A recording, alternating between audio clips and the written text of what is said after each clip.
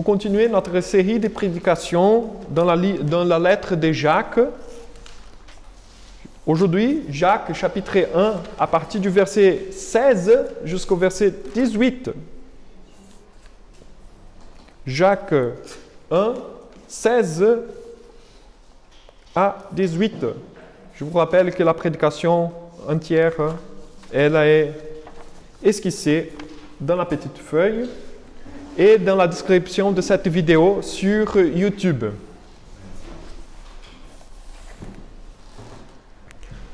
Jacques, chapitre 1, verset 16 jusqu'au verset 18 dit: « Ne vous y trompez pas, mes frères bien-aimés. Toute grâce excellente et tout don parfait descendent d'en haut, du Père des Lumières, chez lequel il n'y a ni changement ni ombre de variation. Il nous a engendrés selon sa volonté par la parole de vérité, afin que nous soyons en quelque sorte les prémices de ces créatures. » Je vous invite à la prière maintenant.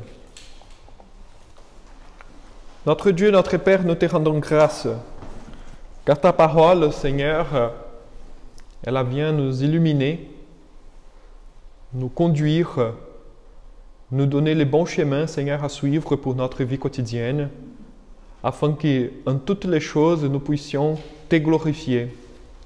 Seigneur, notre Dieu, notre Père, aide-nous à bien comprendre ta parole maintenant à travers le Saint-Esprit, et qu'ainsi, Seigneur, nous la mettons en pratique dans notre vie et vivons pour ta gloire. Seigneur, sois avec nous. Nous avons besoin de toi. C'est au nom de Jésus, notre Seigneur et Sauveur, que nous prions. Amen.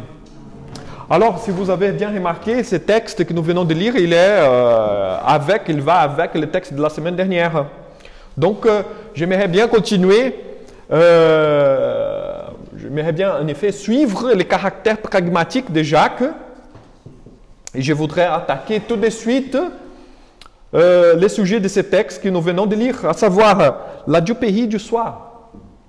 C'est là le thème de cette prédication et les sujets de ce texte de Jacques, la diopérie du soir. En effet, aujourd'hui, nous allons continuer justement l'argumentation de Jacques sur ce sujet, car l'argumentation de Jacques elle est toute enchaînée au long de ce premier chapitre surtout.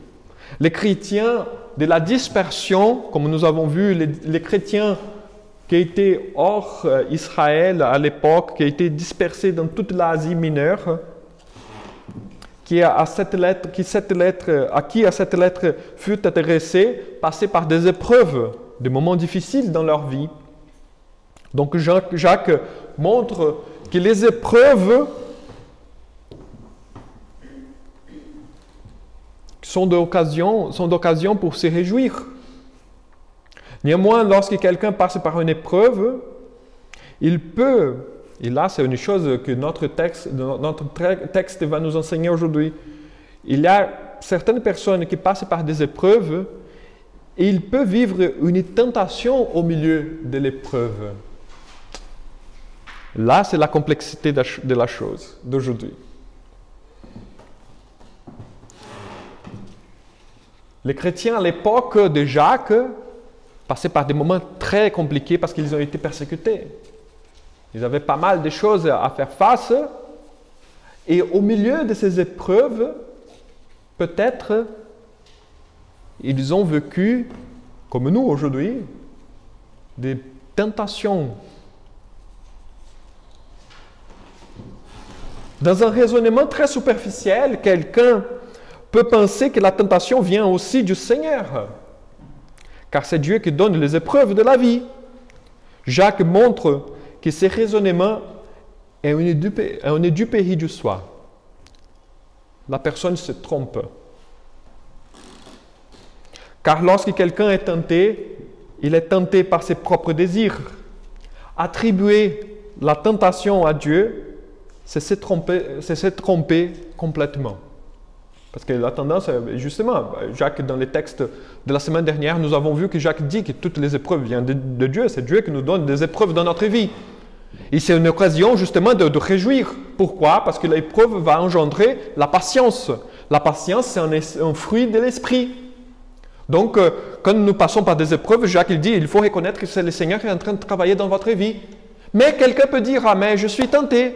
Je passe par une tentation. Et la semaine dernière, j'ai fait bien la distinction entre l'épreuve, c'est justement pour que tu avances dans ta foi, mais la tentation présuppose toujours la chute. C'est que tu fais tomber. Pour nous faire tomber la tentation. Donc quelqu'un peut faire un raisonnement très simple, très superficiel en disant, voilà, je suis tenté, automatiquement, c'est le Seigneur qui me tente. Et Jacques, il dit non. Non, non, non, non, non. Si vous vivez du péché dans votre vie, ce n'est pas à cause du Seigneur. Si vous péchez, c'est à cause de vos péchés, de vos désirs. Dieu ne tente personne. Ainsi, la duperie du soi, c'est l'incapacité d'apercevoir que l'origine de la tentation est la personne elle-même. Mais au contraire, elle attribue à Dieu la cause de sa tentation et de sa chute. Je passe pour une preuve et je chute. Ah, mais c'est Dieu, si je suis tombé, c'est parce que le Seigneur contrôle les choses, de toutes les choses, le Seigneur est le souverain. Donc si je suis tombé dans les péchés, c'est à cause de Dieu. Et non, il dit non. La tentation vient de vous. C'est de vos désirs. Et là, pour cela, cette duperie, cette dynamique de tentation et des épreuves, j'aimerais bien tout de suite de vous donner deux exemples bibliques. D'abord, un exemple de réussite, après un échec. Alors, l'œuvre, c'est toujours une œuvre du Seigneur, mais la tentation est l'œuvre du diable. Nous voyons clairement ces cas dans l'évangile selon Matthieu. Jésus fut tenté par les diables. Nous connaissons très bien Matthieu chapitre 4. Jésus sera tenté dans le désert. Néanmoins, le texte nous dit, je ne sais pas si vous avez déjà remarqué, au verset 1, alors, Matthieu dit, alors Jésus fut émené par l'Esprit, l'Esprit de Dieu, dans le désert, pour être tenté par les diables. Le Seigneur, notre Dieu, nous amène au désert pour passer par des épreuves. Mais quand nous sommes dans le désert affaibli, les diables viennent profiter de cette opportunité pour nous faire tomber.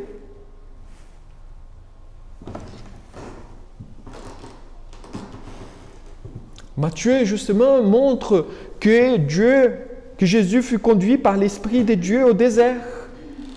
Mais c'est le diable qui va lui y tenter. La tentation a toujours pour but la destruction de celui qui vit une épreuve. Lorsque nous sommes affaiblis par les épreuves que Dieu nous donne, les diables et les désirs de notre cœur pécheur savent très bien profiter pour nous faire tomber.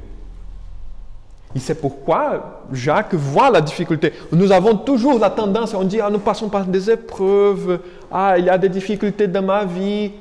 Mes frères et sœurs, la chose elle est beaucoup plus complexe que simplement cela. Elle est beaucoup plus complexe. Parce qu'au milieu de l'épreuve, il y a la tentation aussi. Et Jacques il est en train de dire, oui, il faut faire la distinction. Une chose, c'est une chose, autre chose, c'est une autre chose. Et que vous ne devez pas vous tromper. Si vous passez par des épreuves, c'est Dieu qui vous amène aux épreuves. Mais si vous avez des tentations, si vous vivez du péché au milieu de cette épreuve, c'est à cause de vous-même. C'est vos désirs qui vous attirent. Donc, quand nous passons par des épreuves, ce n'est pas simplement d'avoir la force pour passer par des épreuves, mais aussi la sagesse pour bien faire la distinction entre chaque chose et savoir qu'une chose vient de nous et autre chose vient de Dieu. Et comment attaquer à chacun de ces sujets? Jésus, il savait qu'il était éprouvé par Dieu, qu'il était amené au désert. Mais il savait aussi que ce n'est pas dans les forfaits de l'épreuve la tentation. Et c'est pourquoi il va attaquer à la tentation d'une façon très directe. La tentation a toujours ce but de nous détruire. L'épreuve est toujours pour faire avancer. Lorsque nous sommes affaiblis, nous devons faire attention. C'est les moments de l'épreuve que nous devons faire plus d'attention dans notre vie quotidienne. L'intérêt de Jacques est de faire cette distinction claire entre l'épreuve et la tentation, pour ne pas attribuer à Dieu quelque chose qui a son origine dans notre cœur pécheur, car c'est très facile pour nous de nous laver de notre propre culpabilité dans l'autrui. Je tombe dans le péché, c'est à cause de Dieu. C'est très facile. Et c'est là rentre mon second exemple biblique. C'est du premier homme, Adam. Or, lorsqu'Adam fut tenté, il est tombé dans le péché.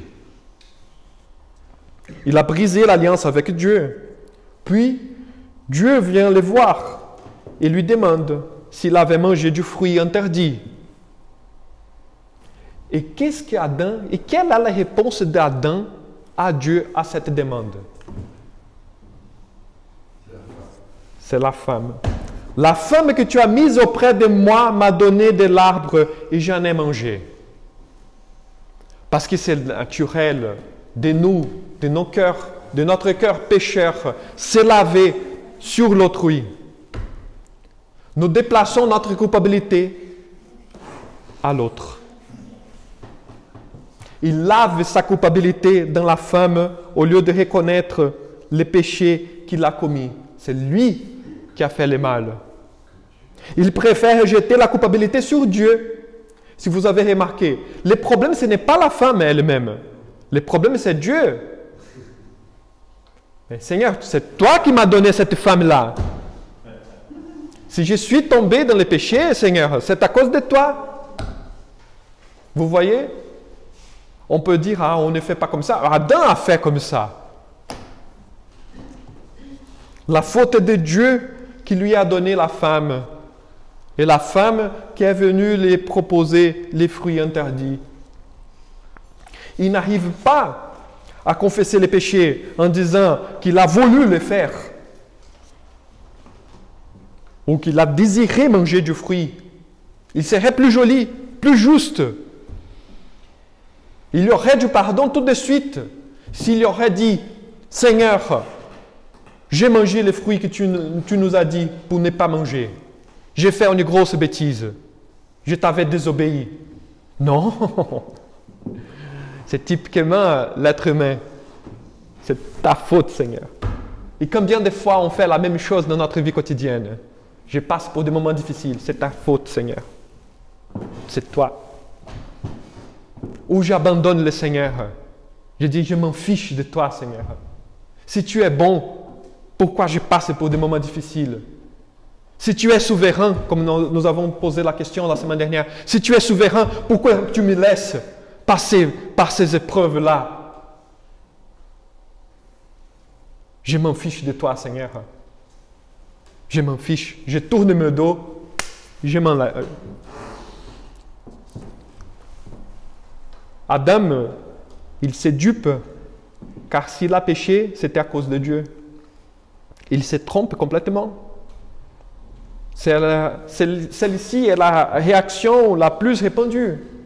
Car au lieu de reconnaître que nous sommes la cause du mal, nous déplaçons notre culpabilité aux autres personnes, aux situations, etc., etc., etc. On renverse les choses de telle manière que nous soyons toujours innocents et que les coupables soient toujours Dieu et les autres. Vous avez déjà remarqué cela, on fait très souvent. Moi-même, je fais très souvent cela. Malheureusement, j'aimerais bien ne pas le faire. Mais toujours, je suis innocent. Ils sont les autres qui m'ont fait tort. C'est Dieu qui m'a fait tort. Dieu est toujours injuste par rapport à moi. Comme disait le philosophe français Jean-Paul Sartre, l'enfer, c'est les autres. L'enfer, c'est les autres. Alors la grande question qui nous arrive maintenant à partir de ce texte et de ces raisonnements de Jacques, c'est comment briser la duperie du soi? Comment s'en sortir de cette situation terrible de tromperie dans notre propre tête? Vous voyez que cela se passe ici et dedans. Hein?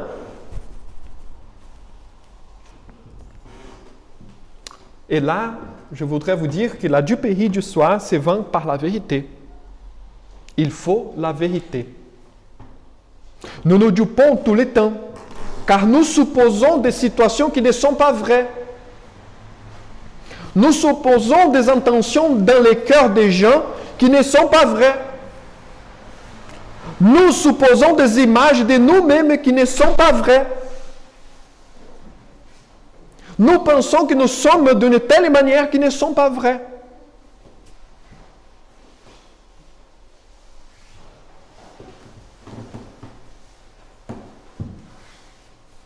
Et cela, on fait justement pour justifier nos faiblesses, nos limites et nos peurs.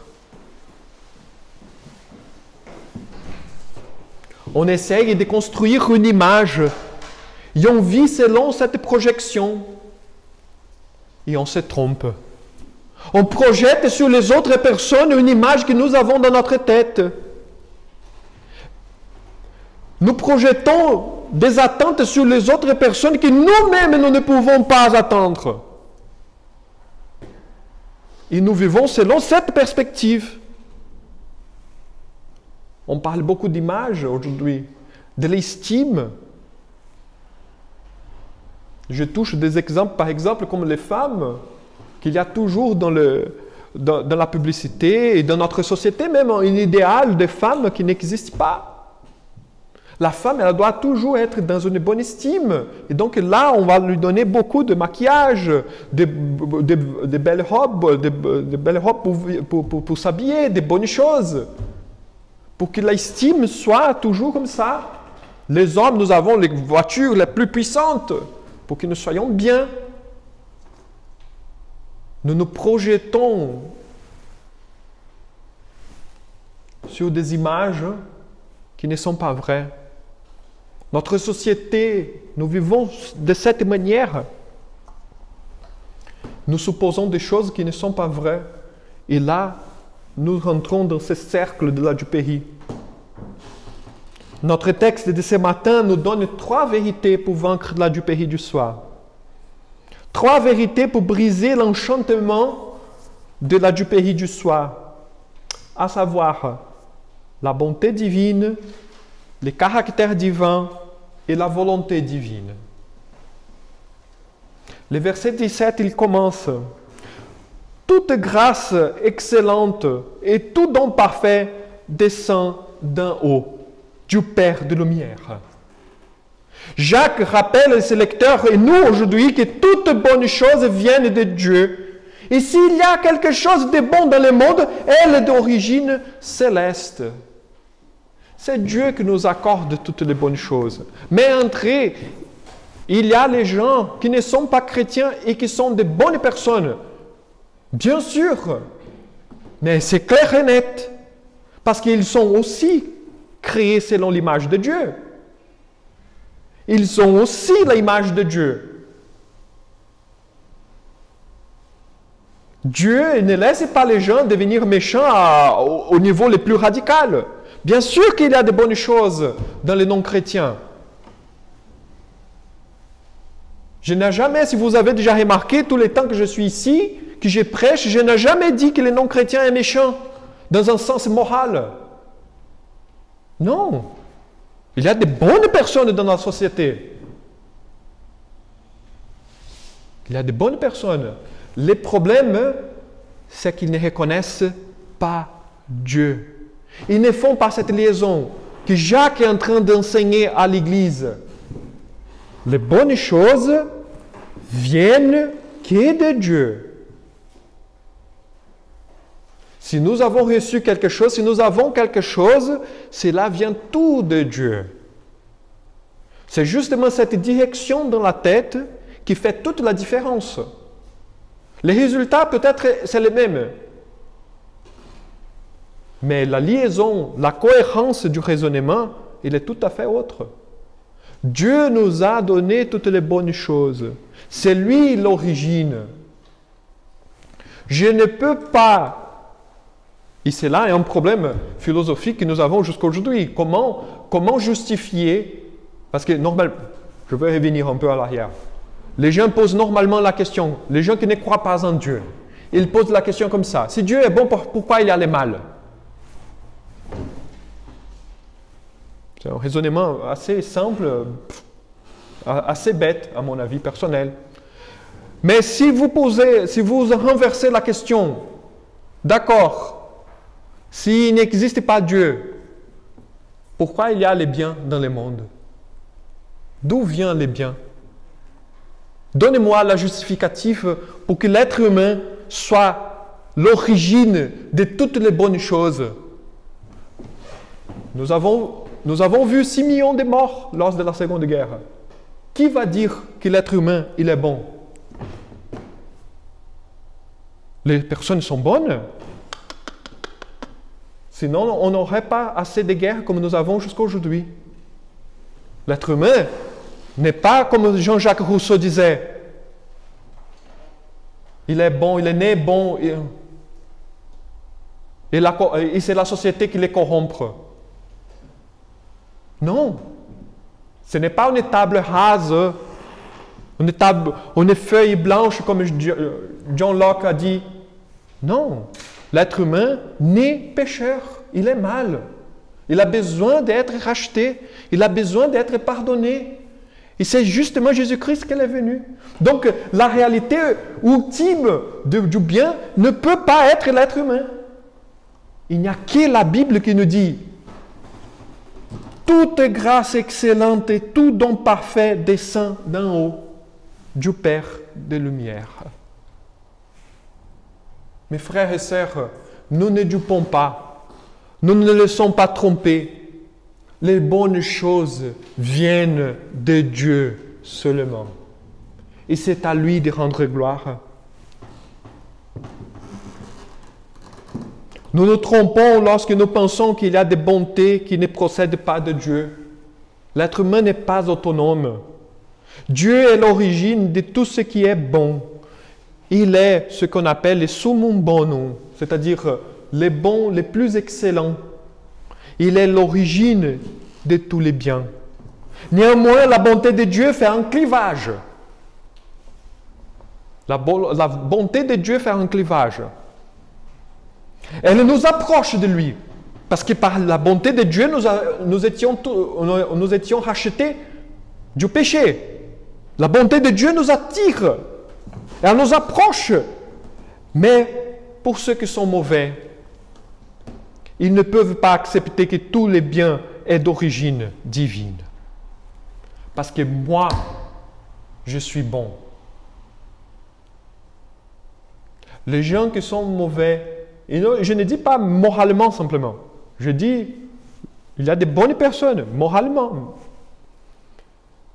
mais qui ne vont pas accepter que tous les biens, toutes les bonnes choses viennent de Dieu.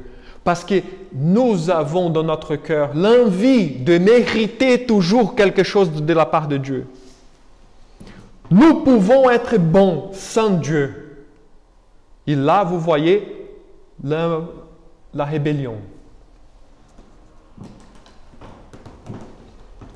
C'est notre orgueil, notre vanité qui nous font nous enfouir de la bonté divine. Car la bonté divine nous montre qui nous sommes vraiment et nous voulons être bons par nous-mêmes. Nous préférons nos images que la réalité. Mais Dieu montre que même les bonnes choses que les pécheurs sont capables de faire viennent de lui, qui en est l'origine. Nous faisons trop d'attention à nous-mêmes. Nous tous sommes trop centrés sur nous-mêmes. Nous vivons des expériences les plus égoïstes, les plus narcissiques qui soient.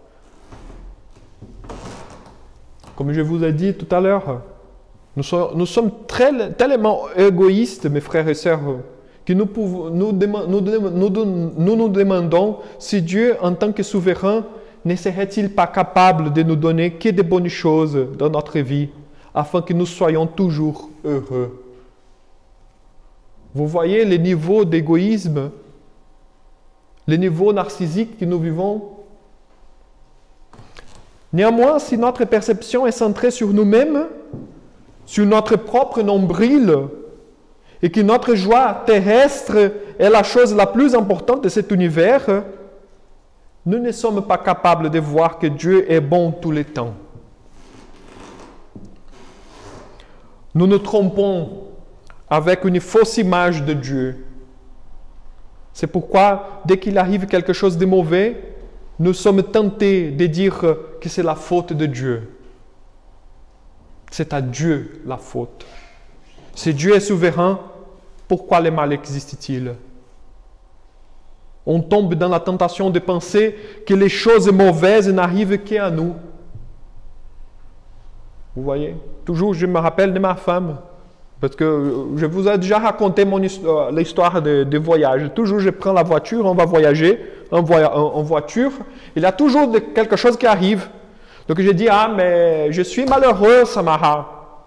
Je suis toujours malheureux, il y a toujours quelque chose. Et Samara, elle se tourne toujours et elle répète toujours la même phrase. Et tu penses que tu es la seule personne de cet univers qui arrive de mauvaises choses. Tu es le seul qui n'arrive pas la même chose avec l'autrui. Oui. Tout le monde est béni, sauf toi. Mais vous voyez le niveau narcissique de la chose. Il n'y a que moi. Ce qui intéresse, c'est que moi. Même pour le mal. Même pour le mal. Néanmoins, nous perdons la perspective de qui nous sommes vraiment à ce moment. Nous ne nous souvenons plus que nous sommes des pécheurs.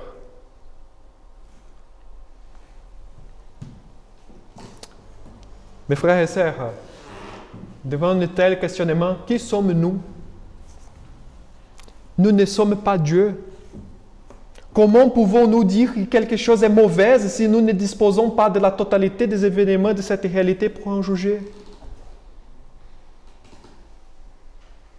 Je vous raconte, pour illustrer, pour montrer cette question, mon petit Otto, il est très joli, il est très beau, il aime bien la voiture. Il est passionné par les voitures. Il aime bien monter à la voiture et partir. C'est tous les petits qui sont comme ça, hein, les enfants. Mais ma voiture, elle est garée dans un garage. Puis ça est 300 mètres d'ici, hein, je dois y aller. Quand je lui dis, quand on va partir, quand on va faire une sortie, une promenade, quelque chose, je lui dis, Otto, maintenant je vais partir, je vais chercher la voiture et j'y reviendrai. Te chercher. Il pense que je suis en train de l'abandonner. Il se met à pleurer sans arrêt. Pourquoi il le fait comme ça? Parce qu'il est un enfant. Il n'arrive pas à comprendre la totalité de la chose. Papa va sortir, il va au garage, il cherche la voiture, il revient et il me prend.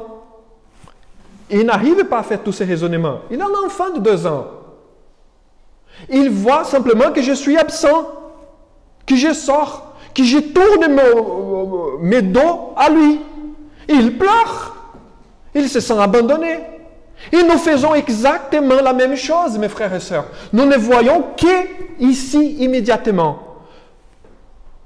Les choses que nous appelons mauvais, comme mon enfant, comme mon fils l'appelle mauvais, que le papa part. Peut-être c'est une bonne chose. Dans la totalité, je veux revenir les chercher pour se promener en voiture. Nous ne voyons que la mauvaise chose simplement.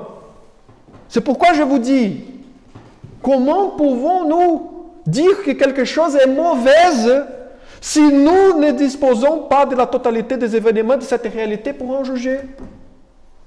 Nous vivons le coronavirus, la crise du coronavirus. Mais il n'y a que de mal dans cette crise-là. Il y a de bonnes choses aussi qui sont arrivées grâce à cette crise-là. Peut-être dans l'avenir, au fur et à mesure que nous vivons maintenant, à partir de maintenant, on verra, non mais c'était bien, cela a déclenché beaucoup de bonnes choses. Vous voyez? Et ces bonnes choses viennent de Dieu. Et on va rendre grâce à Dieu. Vous voyez? Et dans notre vie personnelle, la même chose se passe. C'est pourquoi je dis, c'est superficiel, c'est un raisonnement très, très superficiel, dit, si Dieu est bon, pourquoi il a des mal? On ne sait pas. Simplement, c'est là. Nous sommes incapables de donner une réponse. Jacques nous appelle à ne pas nous tromper, car ni toutes les choses de nos épreuves viennent de Dieu. Il y a des tentations qui viennent de notre cœur pécheur. Si nous n'arrivons pas à faire la distinction entre l'origine des bonnes choses en Dieu et l'origine des mauvaises choses dans nos désirs pécheurs, nous sommes aveugles. Nous nous dupons nous-mêmes. Et Jacques il est en train de dire, regardez, faites attention, vous êtes en train d'aller dans un chemin de perdition, ce n'est pas bien. Ne sois pas aveugle. C'est pourquoi nous devons prier toujours à la manière de notre Père, à savoir, ne nous soumets pas à la tentation. Ne nous soumets pas à la tentation, Seigneur, car nous allons toujours tomber. Et nous ne pouvons pas nous déjouper en pensant que nous allons, non, je serai comme Jésus. Si le diable vient, je vais lui donner une bonne réponse. Hop, je pense que c'est vrai. Et maintenant, je pense que je commence à passer les cantiques. C'est pas toi, c'est l'ordinateur. Oui, c'est moi. Bon. Ah, mais là, ça me trompe. Voilà. C'est l'ennemi. Le diable de l'ordinateur. Vous voyez, je lave ma culpabilité même sur le diable. Oui, c'est notre tendance. On dit, ah, mais arrive des mauvaises choses à cause du diable. Hein. Ce n'est pas moi. Hein? C'est toujours l'autre, pas moi. Mais justement, Jacques nous appelle à reconnaître que Dieu est bon. Et non simplement bon, et là ça rentre la deuxième vérité pour casser la diopérie du soir, le caractère divin. Nous devons comprendre ce caractère divin. Dans le verset 17 même, il continue. Il ne suffit pas de dire que Dieu est bon, mais qu'il est toujours bon. Ce n'est pas de dire, ah, Dieu est bon. Non, non, non, non. Ce n'est pas le cas. Dieu est bon, oui, ça on le sait. Mais Dieu est bon toujours. Toujours bon. Sans arrêt, il est bon. Il est bon, il est bon, il est bon. Merveilleusement bon. Dieu ne change pas. C'est la deuxième partie du verset 17, chez lequel il n'y a ni changement, ni ombre de variation. S'il est bon, il continue bon, il sera bon, il sera toujours bon. C'est là le caractère divin. Ainsi, nous devons tenir devant nos yeux que Dieu est toujours bon, que les bonnes choses sont issues de lui et qu'il demeure le même toujours, malgré les situations changeantes de ma vie, soit bonnes, soit mauvaises. Dieu continue toujours bon. Et là, nous pouvons faire confiance. Nous avons l'assurance. Dieu va continuer le même. Dieu ne change pas son plan. Dieu ne change pas. La bonté divine est toujours la même. Et nous ne pouvons pas nous tromper en pensant que Dieu a changé d'avis par rapport à nous. Aujourd'hui, Dieu m'aime. Demain, il ne m'aime plus. Dieu est toujours bon. S'il nous a sauvés, s'il nous a accordé son pardon, s'il nous aime, s'il nous a aimés, il va continuer à nous aimer toujours, car il ne change pas. Il n'y a ni même ombre de variation en lui. Il est le même, toujours le même. Et ce n'est pas nous qui va changer Dieu. Ce n'est pas nous. C'est là le deuxième cas. La deuxième vérité. Dieu d'abord, il est bon. Deuxièmement, il est toujours bon. Et le troisième déjà, c'est la volonté de Dieu. Dieu va vouloir, ce n'est pas que Dieu est bon, ce n'est pas simplement que Dieu va être toujours bon, mais Dieu va vouloir toujours le bien. La volonté de Dieu ne peut jamais être convertie à notre volonté. Et grâce à Dieu à cela. Grâce à Dieu, que Dieu n'exauce pas toutes mes prières. Parce qu'il y a énormément de choses égoïstes que je lui demande. On verra tout à l'heure dans cette lettre de Jacques qu'il va même dire, vous ne recevez pas les choses parce que vous demandez d'une façon mauvaise. C'est pourquoi Dieu ne peut pas être manipulé. Il n'y a pas de négociation avec Dieu, mes frères et sœurs. Il n'y a rien en nous qui puisse plaire à Dieu. Nous n'avons rien pour échanger avec lui ou pour attirer son regard. Regarde, Seigneur, j'ai quelque chose pour toi. Si tu me bénis dans ce côté-là, je fais ceci ou je fais cela. Non, il n'y a pas de négociation avec Dieu. Ainsi, une théologie de la prospérité très en vogue aujourd'hui, on voit qu'elle n'est pas vraie.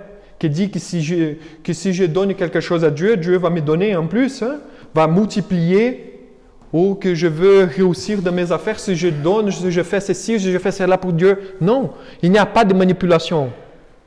Il n'y a pas de négociation avec Dieu.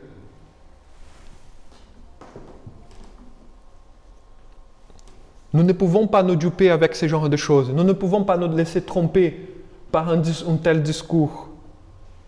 De même, ceux qui pensent qu'ils peuvent être capables de faire quelque chose pour Dieu, ou même choisir Dieu, se trompent aussi, car nous n'avons rien à lui offrir.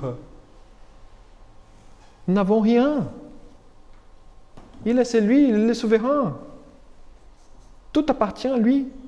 Il fait comme ça, il enlève tout de notre vie. Et il fait comme ça, il nous donne tout de suite.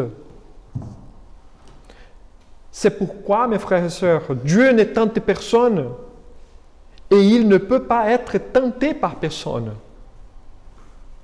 Parce qu'il n'y a pas de négociation avec Dieu. Il n'y a pas d'échange.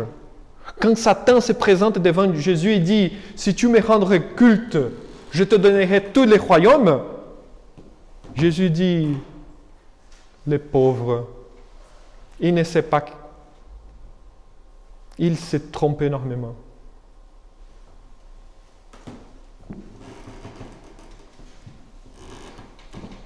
Dieu ne peut pas être tenté, ni même manipulé. Nous ne pouvons pas le faire. Donc Dieu commande, comme on dit en portugais, Dieu commande et on obéit tout simplement. Ah là, je ne veux pas répéter en portugais.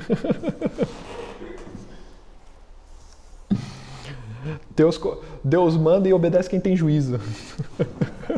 Dieu commande, obéit celui qui a de bon sens. C'est pourquoi c'est comme ça la vie chrétienne.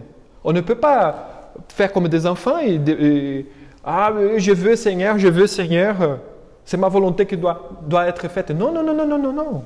Il n'existe pas ça avec Dieu. Dieu commande, on obéit. Point barre. Ainsi, les textes nous montrent que Dieu nous a engendrés selon sa volonté et non selon notre volonté. Et non parce qu'il y a quelque chose en nous. C'est tout simplement parce qu'il a voulu le faire.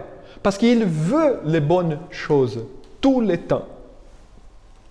L'expression, bien sûr, engendrée dans les textes est en référence avec l'expression Père des Lumières, comme nous avons lu. Et cette dernière expression fait référence à l'idée de l'Antiquité que la lumière dissout toute notre ignorance. Et dans ce texte, toute notre dupérie. Donc ce n'est pas au hasard que Jacques appelle Père des Lumières. C'est justement parce que notre Dieu, il vient nous éclairer pour que nous sortons de cette dupérie du soir. Comme Jacques, il est en train de même de faire. Or, Dieu nous éclaire afin que nous comprenions que nous passons par des épreuves. Mais au milieu de ces épreuves, nous sommes tentés par nos propres désirs pécheurs. Et cela vient de notre cœur corrompu et non de Dieu. Dieu nous a engendrés, non comme Jésus fut engendré de la propre nature de Dieu, mais Dieu nous a engendrés par la parole de l'Évangile qui nous a été annoncée. Cette parole de l'Évangile engendre une nouvelle création, comme celle qui reconnaît tout ce que Dieu fait est bon. Dieu nous a engendrés par la prédication de la même manière qu'il a créé l'univers dans la Genèse. Ainsi, l'argument circulaire de Jacques fait référence au verset 14 et 15, qui pointe vers le fait que les péchés engendrent la mort, mais les pères de lumière engendrent la vie de celui qui était mort dans ses péchés.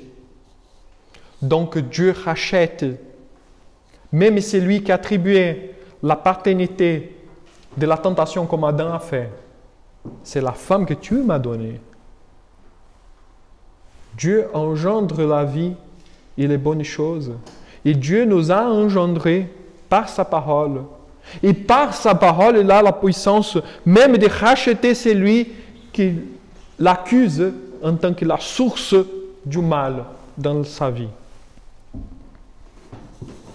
Dieu est tellement puissant, souverain, et il veut les biens tous les temps à tel point qu'il fait les mal devenir un bien, comme nous avons lu au psaume 3.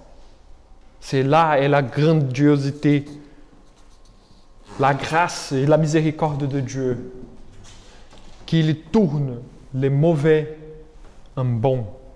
C'est ça qu'il nous a fait.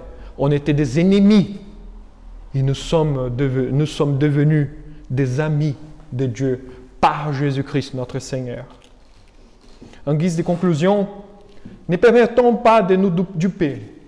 Aucun mal que nous avons reçu ou que nous recevons aujourd'hui ne peut être comparé avec la bénédiction qu'il nous a donnée, à savoir la nouvelle vie en Jésus-Christ, la nouvelle naissance. Nous avons une nouvelle vie avec Dieu qui va rejaillir jusqu'à l'éternité. Qu'est-ce que sont les problèmes de maintenant? Qu'est-ce que sont les tentations de maintenant que nous passons en comparaison avec une vie éternelle? Il nous a engendrés selon sa volonté, par la parole de vérité, afin que nous soyons en quelque sorte les prémices de ces créatures. Et là, je reviens au thème de cette série de prédications. Qu'est-ce que notre vie? Qu'est-ce que notre vie? Notre vie, mes frères et sœurs, est un don de Dieu qu'il nous accorde pour l'honorer. Notre vie, ce n'est pas pour nous-mêmes, c'est pour sa gloire, c'est pour lui. Si nous avons des épreuves dans notre vie, réjouissons-nous. Et si nous sommes tentés, sachons toujours que nous sommes tentés par les désirs de notre cœur. Notre chair doit mourir. C'est pourquoi, mes frères et sœurs, je vous invite à obéir Dieu. Arrêtons de compliquer les choses et cherchons à lui servir selon sa parole qui nous éclaire, selon toujours sa parole, comme nous avons vu dans le catéchisme. Non selon nos expériences, non selon notre propre histoire, non selon notre propre raisonnement, mais selon ce qui a été écrit, qui a été révélé pour nous dans la parole. En plus, si Jésus-Christ, la deuxième personne de la Trinité incarnée, n'a pas été épargné des épreuves, pourquoi serions-nous épargnés des épreuves dans cette vie? Si Jésus n'a pas été épargné de tentations. Pourquoi serions-nous épargnés des tentations dans cette vie? Si la deuxième personne de la Trinité a vécu ce genre de choses, pourquoi on serait exempté?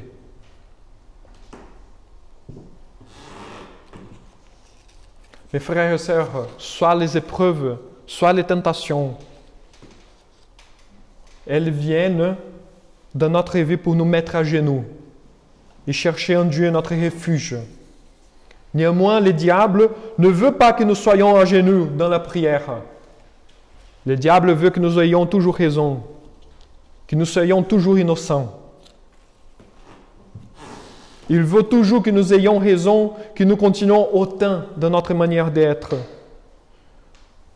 Le Seigneur nous appelle à être humbles, chercher toujours à obéir à sa volonté dans la parole, parce qu'elle est toujours bonne, car nous nous trompons tous, tout le temps. Je vous invite à la prière.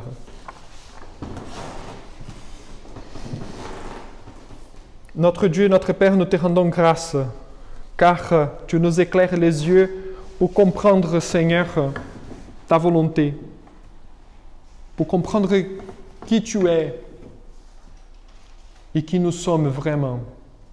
Seigneur, aide-nous à ne pas tomber dans les péchés, de culpabiliser toi, Seigneur, de laver notre culpabilité, Seigneur, en toi, mais que nous puissions, Seigneur, reconnaître l'origine de nos tentations. Notre Dieu et notre Père, aide-nous à vivre d'une telle manière que ton nom soit glorifié. D'une manière consciente pour ta gloire. C'est au nom de Jésus, notre Seigneur et Sauveur, que nous prions. Amen.